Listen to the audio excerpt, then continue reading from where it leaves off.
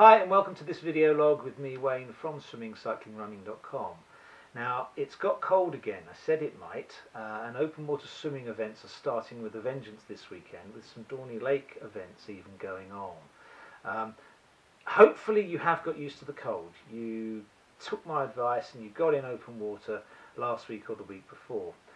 But we're going to go over two aspects of open water swimming that do freak out people a little bit.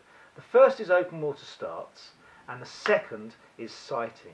The sighting just freaks people out because they don't know how to do it properly. So we're going to go over both, but firstly we're going to go to the computer to just have a look at what some people do and how to do things correctly. Okay, so here we are looking at a start at Blenheim 3 years ago. This is the Junior Elite Women. We'll just start the video here. What I'd like to note is these women are stretching out their legs behind them. They've got their feet on the surface, or they will have by the time they start, and they're in a position ready to swim, and you need to get into a position ready to swim when you start. You may not be as fast as these girls, but if you're in an upright position, not ready to go, the people behind you, and there's no one behind them here, but people will be behind you. If you're upright, people will swim over you. If you're in a position with your feet behind you, you're ready to go, immediately the gun goes. You can see all these women have their feet behind them. Second thing, people don't want your feet in their face. It's going to give you space behind you so that someone doesn't come and swim over you as soon as you start. They're just about to start here. See the feet are starting to go, and bang, they're ready, they're off, they're full of beans, and they're all going.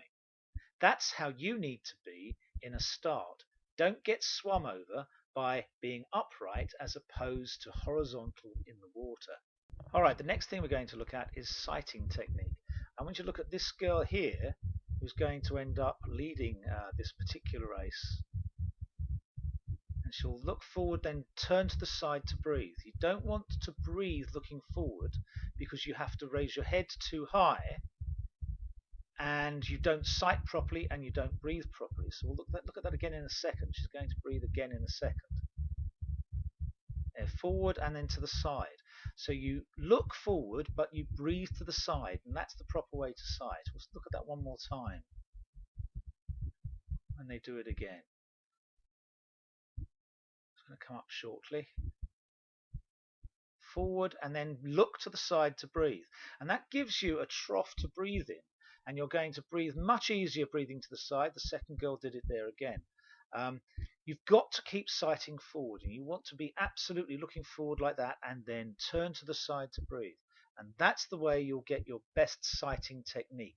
Raise your head as little as you possibly can out the water, depending on who's in front of you, and then turn to the side to breathe. There we go again.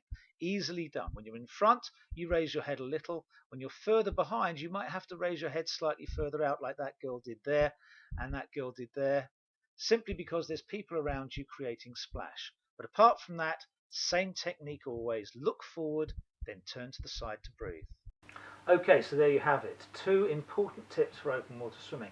The first one, stay flat at the start with your legs and feet behind you on the surface. It does two things for you. Firstly, if you're flat, you're immediately away when you start moving your arms. Secondly, if your feet are behind you, you're giving yourself lots of room because no one's going to want your feet in their face. With sighting, make sure you raise your head up to the front and then breathe to the side when you're ready. That creates a trough in the water that you can easily breathe in.